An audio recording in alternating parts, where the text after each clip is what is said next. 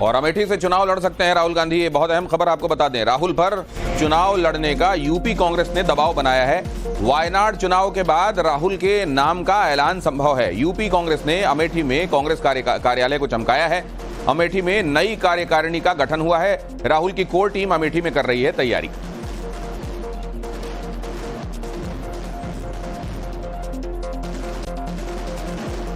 और अब इसके पीछे का गणित भी समझिए। दरअसल अमेठी को लेकर कांग्रेस पसोपेश में लगातार दिखाई दी है। साल 2014 के लोकसभा चुनाव में राहुल गांधी को 4 लाख से ज्यादा वोट मिले थे।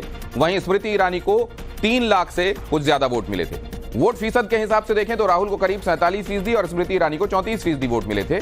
2014 में ही राहुल को मिले कुल वोट में 25% की कमी देखी गई, जबकि स्मृति ईरानी का वोट बैंक करीब 29% बढ़ा। लेकिन साल 2019 के चुनाव में यहां बड़ा उलटफेर हुआ। राहुल गांधी चुनाव हार गए। राहुल को 4,13,000 वोट मिले, वहीं स्मृति ईरानी को 4,68,000 से ज्यादा वोट मिले।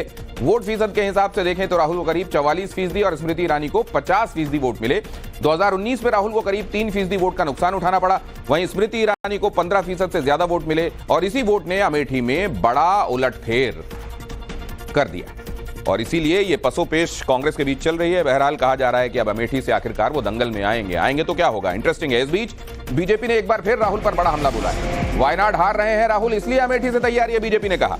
राहुल को एक बार फिर से जनता सबक सिखाएगी, बीजेपी ने कहा। कांग्रेस तुष्टीकरण की राजनीति करती है, भारतीय जनता पार्टी ने दोहराया।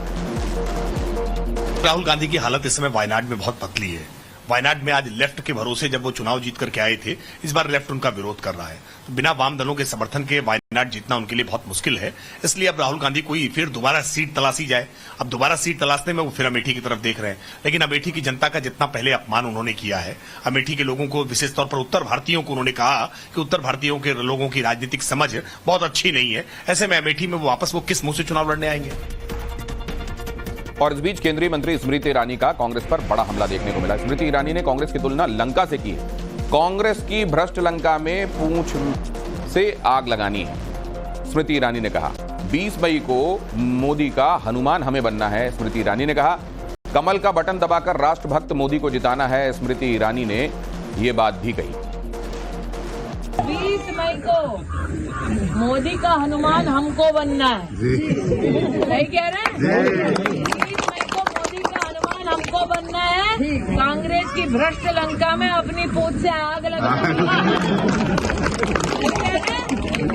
और बूथ पर जाकर कमल का बटन दबाना है, राष्ट्रभक्त मोदी को जिताना है, सही कह रहे हैं। बजरंग बली की